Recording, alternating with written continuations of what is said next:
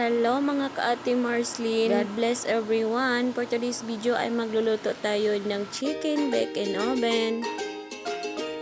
Ang una nga natin gawin mga ka-ate Mars ay maghugas tayo ng manok. Kailangan ay sobrang malinis yung ating nakagamitin. Pagkatapos nga nating hugasan ay maggawa na tayo ng ating sauce. Ang sauce naman na ating gagamitin mga ka-ate Mars ay meron tayo curry powder, magic powder, onion powder, garlic powder, curry powder, salt, at food coloring. Nilagyan din natin ito ng konting mantika, lemon juice. Pagkatapos niyan mga ka-ate Mars ay lagyan natin ito ng 2 basong tubig. At ihalo-halo lang natin ito hanggang matunaw yung ating lahat ng mga sangkap. At kapag nahalo na natin ito mga ka-ate Mars ay ilagay na natin ang ating manok na nilinisan natin kanina.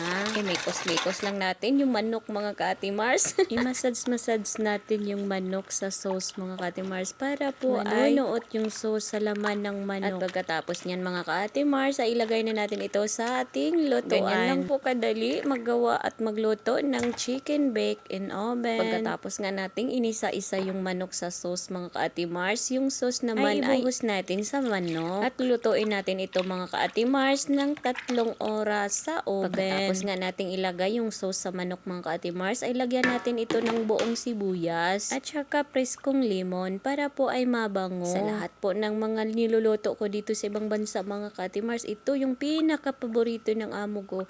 Napakasarap kasi niya mga ka-ate Mars. Para kang naglitsyon ng manok kapag naluto na ito.